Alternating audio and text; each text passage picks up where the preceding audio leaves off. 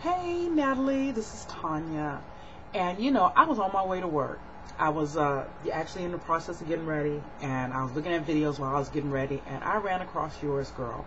And please believe me, your heart, you touched my heart because I know exactly what you're going through. My son was, you know what, they had actually diagnosed him at ADHD when he was younger. Now, and I think it's not so much ADHD now, it's like ADD. But girl, honey, they was calling me every week, every other week. My son was having hissy. I mean, it was just, I don't, I don't know if kids just get angry. I mean, it was just because for a long time I didn't think it was ADD or ADHD because he was just angry. He was just defiant and rebellious and just doing all kind of crazy mess. Girl, wait a minute. He was so bad that the school called me and said, okay, Tanya, you got to pick up your son. I was like, okay. And I'm hearing stuff in the background as we're talking. And I was telling her, I hear this little kid in the background going, and nobody better call my mother either. And I was like, oh, Miss Such and Such, you got you got problems over there. And she goes, yeah, one of the problems is yours. That's your son doing that. I was like, what? Put his blue ass on the phone. So I know exactly what you're going through, and I done cried many a times, just frustrated with always getting calls and coming up to the schools and yada, yada, yada. It is so frustrating for a parent because you don't know what to do. Like you said, you done took everything from him. What do you do now? And all I'm going to say to you is be strong. Pray about it and be strong. Try to get him into sports. That's one of the things I did. I put my son in football at the age of 7. I couldn't get, if they took him at 6, I had to let him go at 6. But I put him in at 7, and I tell you the reason why I did this. One, because I felt like with football, whatever aggression that he had going on, he could take it out on the field. Oh, hit whoever you want to, then go ahead, go for it.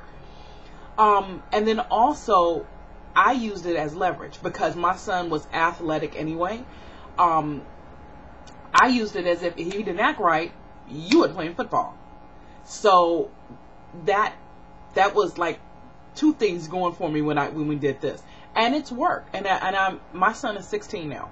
Now, mind you, I'm not going through behavioral problems as much as academic problems. My son will do the homework, won't turn the homework in. Well, show me the homework. Here, Mom, this is my homework. Okay, you have it. Why don't they have it? Just lame excuses why he's not. I mean, my son hardly ever misses school, and he's got 11 missing assignments. And see, that's another thing, because I keep telling him, too, if you don't do what you're supposed to do, it won't be me telling you can't play football. It'll be them because you won't be eligible. So, Natalie, don't cry, baby. It's going to be all right. Talk with your schools. Get what they call a PIP. It's been a while. You may have to have him diagnosed. You may have to, because the school is supposed to accommodate him. So, if he's having issues, or, a lot of times it could be frustration with not being able to get to work. I mean, get it. When I mean get it, I mean understand the work. And so they act out. They're frustrated, and they take that frustration out on teachers and other kids and yada, yada, yada. So get him, talk to the teachers. Every time my son, and you may have to switch schools. Maybe. I did it. And I put him in actually a stricter school, which I was even hesitant to do. And his grades improved, his attitude improved. Now, mind you, he ain't perfect. I still gotta, I still feel like it's a job trying to get him to do stuff.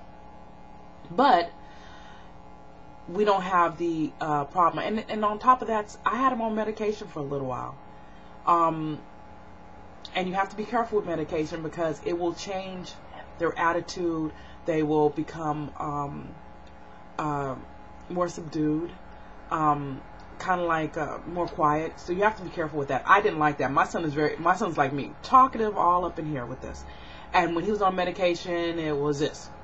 So Don't cry, girl. It's going to be all right. Just pray about it. Stay fast with what you're doing. Punish him.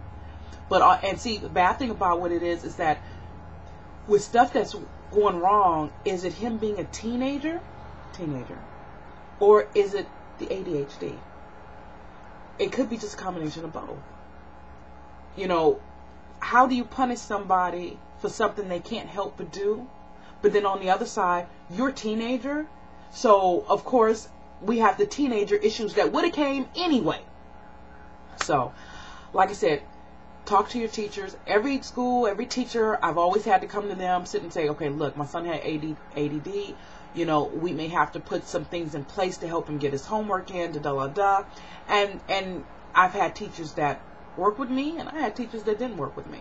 So take that in consideration. Stay fast on because you got to stay fast with the punishment. And that's all, and pray about it. And let it go. Do what you got to do. Feel good about what you're doing, and let it go. Let God take over and handle your business.